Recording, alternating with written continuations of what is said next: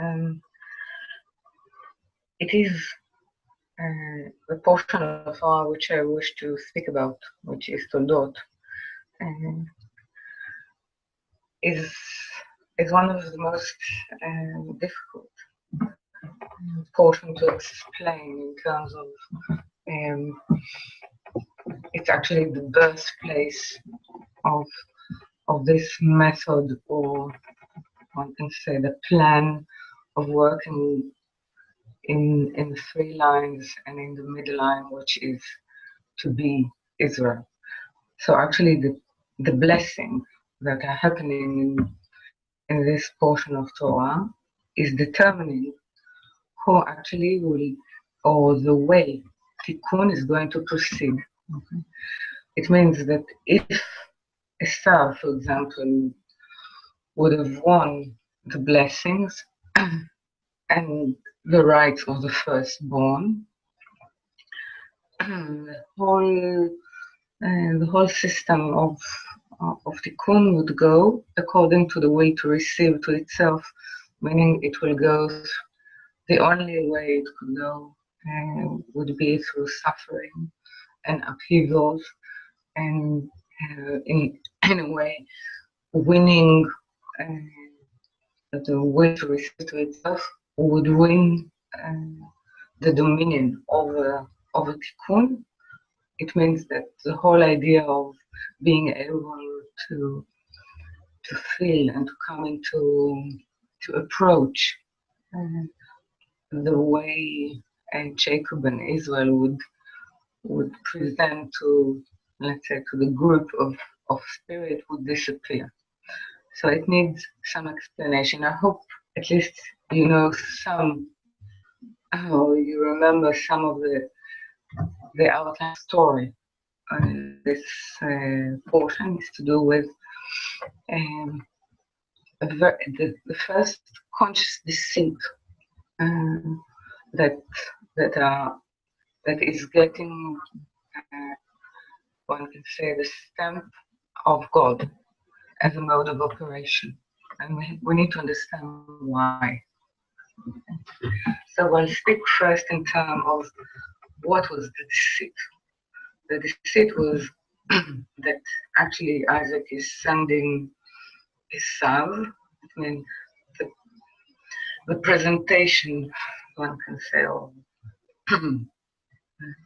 the soul spirit that holds the left side, meaning the way to receive, the way to hunt for light.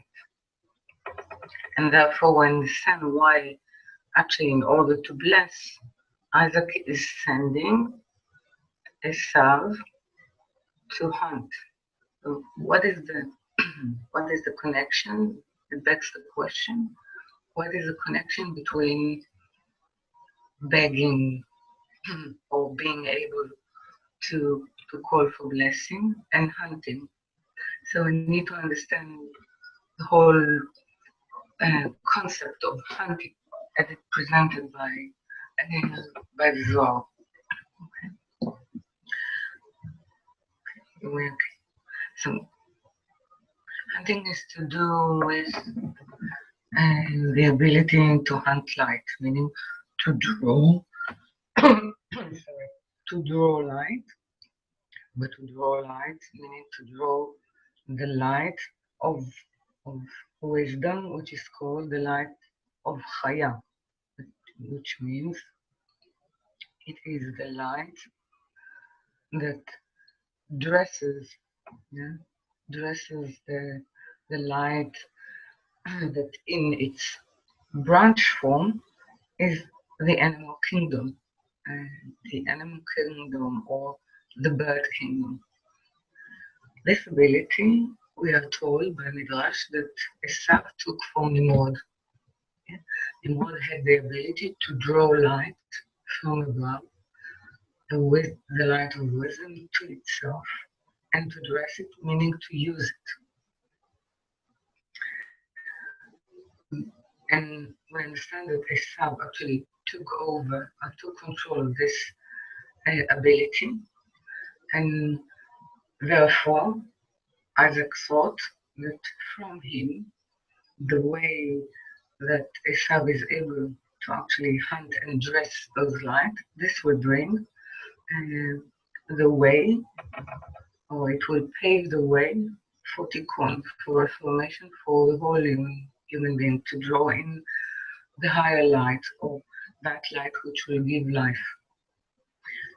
But we know that the one who knew that this is not the way, because by the Holy Spirit was with her, was Rivka, and therefore she needed to actually act according to the higher plan without letting Isaac know that this is the plan. So she needed to deceive him. So we see that there is a sort of preparation for deception.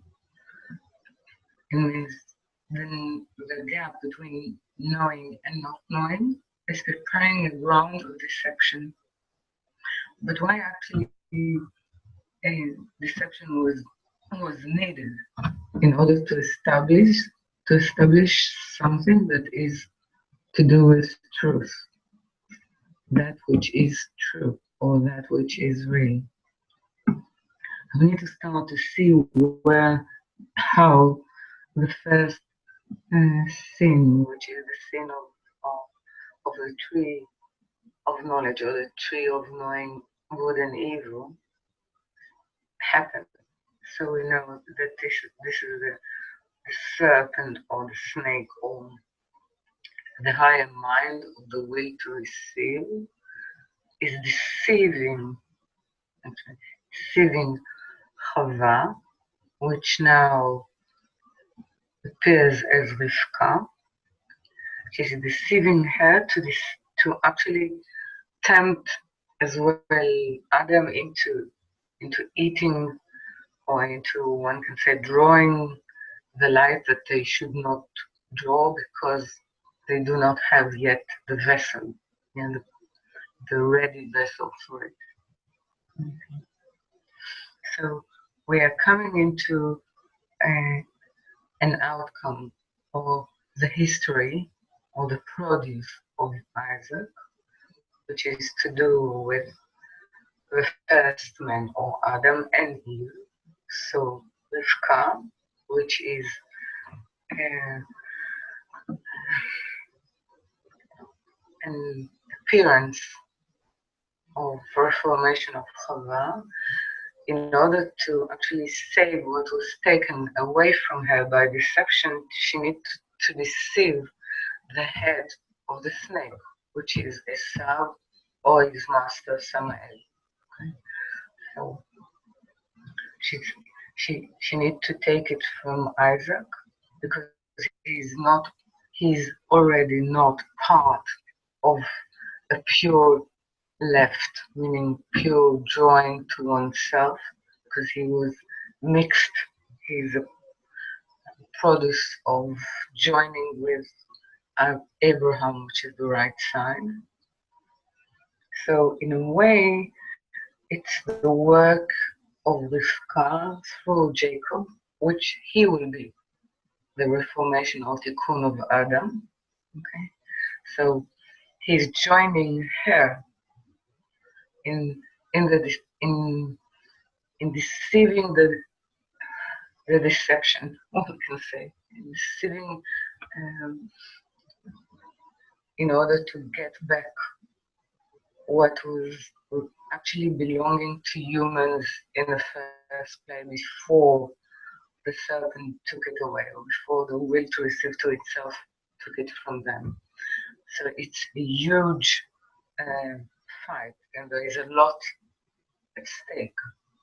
So it means we are in ourselves reading this, in a way, need to look what in ourselves, for example, if one can ask himself what kind of will to receive and to oneself is participating in the decision to come and study, or to come into the process of tikkun.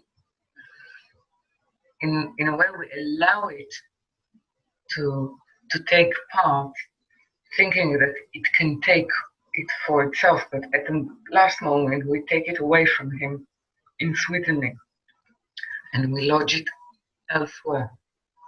Okay, so one can say that in our order of work, we're actually repeating this crucial moment of actually taking away from the mouth of the serpent, or from the mouth of the will to receive to itself its food, but we need it in order to draw it in. Yeah.